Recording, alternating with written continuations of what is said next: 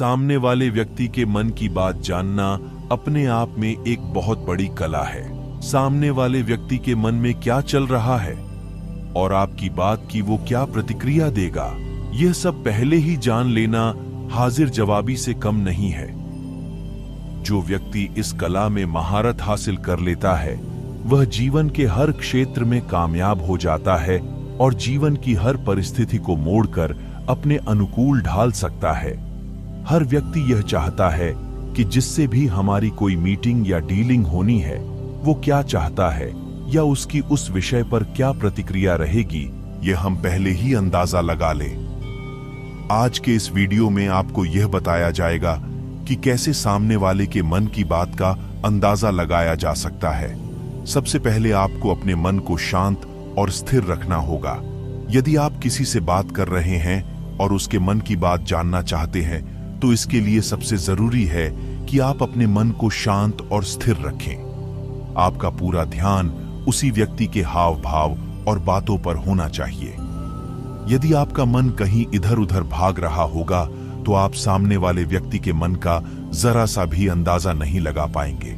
यदि आप जानना चाहते हैं कि सामने वाले व्यक्ति की मनोस्थिति कैसी है, उसके अंदर क्या प्रतिक्रिया चल रही है, तो उसके हाव भाव और शारीरिक चेष्टाओं को ध्यानपूर्वक देखें। यदि उस व्यक्ति के हाव भाव और शारीरिक चेष्टाएं शांत और मधुर है और वह व्यक्ति आपकी बात को ध्यानपूर्वक सुन रहा है तो समझिए उसको आपकी बात पसंद आ रही है और वो सकारात्मक प्रतिक्रिया देने वाला है। किंतु यदि उसके चेहरे पर गंभीरता के भाव है, आंखों में अस्थिरता है और शारीरिक चेष्टाएं उग्र प्रकृति की है तो समझिए आपकी बात की नकारात्मक प्रतिक्रिया मिलने वाली है। वह व्यक्ति आपकी बात से सहमत नहीं है। इसके अलावा यदि आंखों की भौहें छड़ी हुई हो, चेहरे के हाव भाव उग्र दिखाई दे रहे हो तो यह बात साफ है कि सामने वाले व्यक्ति को आपकी बात पर गुस्सा आ रहा है और वह गुस्से से भरी प्रतिक्रिया जाहिर करने वाला है। तो आप हाव भाव शारीरिक चेष्टाओं को देखते हुए अपनी बात का रुख दूसरी दिशा में मोड़कर सामने वाले व्यक्ति की प्रतिक्रिया को भी अपने अनुरूप मोड़ सकते हो। अतः जरा सा ध्यान देकर हम दूसरे व्यक्ति के मन की बात को जान सकते हैं और उसको अपने व्यवहार में परिवर्तन लाकर सकारात्मक दिशा भी प्रदान कर सकते हैं। इस तरह दूसरों के मन की बात जानने वाला व्यक्ति हर क्षेत्र में सफलता हासिल करता है। हाव भाव और शारीरिक चेष्टाओं के अलावा सामने वाले व्यक्ति का व्यवहार और बात करने का तरीका भी इस बात का साफ संकेत देता है कि उसके मन में क्या चल रहा है। यदि आप अपने मन को शांत और एकाग्रचित करके सामने वाले व्यक्ति की बातों को ध्यान से सुनेंगे तो आप उसके मन की बात को साफ साफ सुन सकते हैं। सामने वाले व्यक्ति का व्यवहार भी यह स्पष्ट कर देता है कि वो आपके प्रति क्या सोच रखता है और आपकी बातों के प्रति कैसा दृष्टिकोण रखता है। यदि सामने वाले व्यक्ति का व्यवहार आपके प्रति विनम्र और सकारात्मक है तो वह आपका और आपकी बातों को सम्मान देता है। उसकी नजरों में आप विश्वसनीय और एक अच्छे व्यक्तित्व वाले इंसान हैं। किंतु यदि सामने वाला व्यक्ति आपकी हर बात को बीच में ही काट देता है और हर बात पर आपके साथ तर्क वितर्क करता है तो समझिए कि वह व्यक्ति आप पर विश्वास नहीं करता और खुद को आपसे बेहतर मानता है, जिससे हर बात पर आपकी उससे बहस या मतभेद हो सकता है। इसके अलावा यदि सामने वाले व्यक्ति का व्यवहार गुस्से भरा और थोड़ा उग्र है तो समझिए कि वह आपसे जरा भी सहमत नहीं है और आप पर जरा सा भी विश्वास नहीं है। तो ऐसे व्यक्ति से कोई डीलिंग करने के लिए आपको बहुत मेहनत करनी पड़ेगी या फिर दूरी बनाने में ही भलाई है। तो इस तरह से व्यक्ति के हाव भाव, शारीरिक चेष्टाओं, व्यवहार और बात करने के तरीके आदि से हम किसी दूसरे व्यक्ति के मन को पढ़ सकते हैं और उसके अंदर की बात को जान सकते हैं। अगर आप भी इसे सीखना चाहते हैं तो आप इस वीडियो को बहुत ध्यान और समझ के साथ देखिए और इस वीडियो में जो प्रयोग आपको बताए जा रहे हैं उन्हें आप लगातार अभ्यास करने की कोशिश कीजिए। तभी आप किसी के भी मन की बात को समझ पाएंगे, महसूस कर पाएंगे। वैसे ये सब प्रयोग आपको कोई बताएगा नहीं, क्योंकि बहुत सारे एस्ट्रोलॉजर जो ज्योतिषी है वो यही सारे प्रयोग करके आपके मनोभावों को जान लेते हैं। आप जैसे ही उनके पास जाते हैं, वो पहले ही आपके मनोभावों को पढ़ना शुरू कर देते हैं। आप अपने बारे में उन्हें थोड़ा बताते हैं और वो आपको आपके ही बारे में बहुत कुछ बता देते हैं। तो आपको लगने लगता है कि ये ज्योतिषी तो बहुत चमत्कारी है, इन्हें हमारे भूतकाल के बारे में, हमारे भविष्य के बारे में सब कुछ पता है। पर यह वास्तविकता नहीं है और ये कोई चमत्कार भी नहीं है। ये सिर्फ अभ्यास की बात है जो उन्होंने किया है और उसी से ही वो आपके मन की बातों को जान लेते हैं। अब वो तो आपको ये सारी बातें नहीं बता सकते क्योंकि उनका घर और उनका बिजनेस इसी से ही चलता है। तो आइए अब हम शुरू करते हैं। इसको किया कैसे जाता है? सबसे पहली बात है कि अगर आप किसी के मन की बात को जानना चाहते हैं तो उसके लिए आपके मन का शांत होना बहुत जरूरी है। थोड़ा ध्यान से समझना इस बात को, तभी आप इन प्रयोगों को सक्सेसफुली कर पाएंगे। मैं आपको एक कहानी सुनाता हूं। एक जैन फकीर हुए जॉर्ज गुरजिएफ। उनके पास जो कोई भी शिक्षा लेने आता था वो उन्हें सिखाते थे कि तुम शब्दों से नहीं, मन के भावों से बातचीत करना सीखो। इसे टेलीपैथी भी कहा जाता है, जो बिना कुछ कहे एक दूसरे के साथ मन ही मन में बात कर लेना। कई बार आप लोगों ने महसूस किया होगा कि आप किसी के बारे में सोचते हैं और वो इंसान आपके सामने आ जाता है या उसका फोन आ जाता है।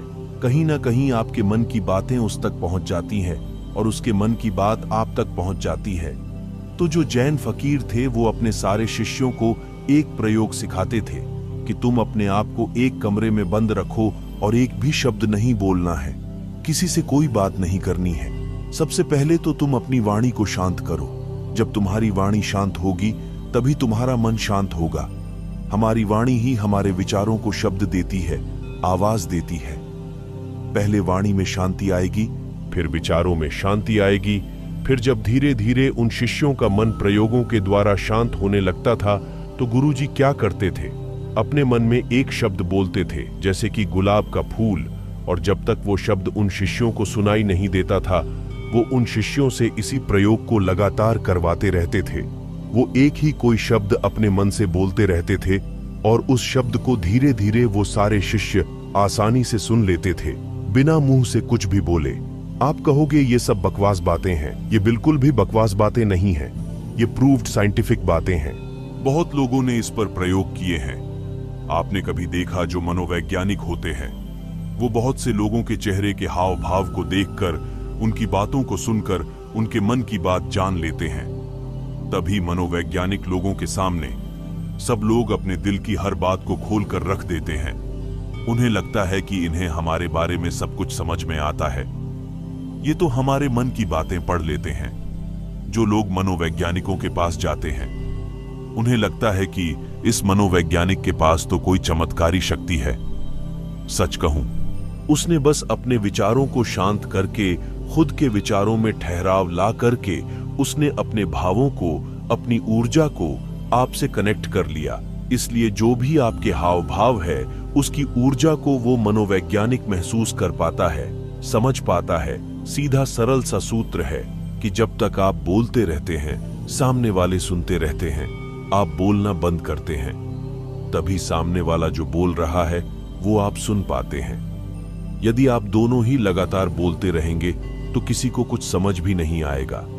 ठीक इसी तरह यदि आपका मन चुप है तभी आप किसी दूसरे का मन सुन सकते हैं। मन के चुप होने का मतलब है कि आप विचार और कल्पनाओं से बाहर निकलकर पूर्णतः शांत हो जाएं। इसे ही चित्त का शांत होना कहते हैं।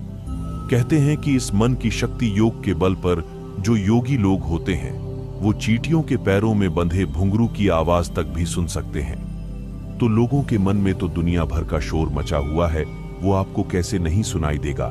लेकिन इसके लिए आपको एक बात बता दूं, जिन लोगों का मन बहुत चंचल रहता है, बहुत दौड़ता रहता है, ऐसे लोग अपने ही मन की बातों को ठीक से नहीं समझ पाते हैं, तो वो किसी और के मन की बात को क्या समझ पाएंगे। मैंने एक कहानी सुनी। फकीर हुए लाओसू।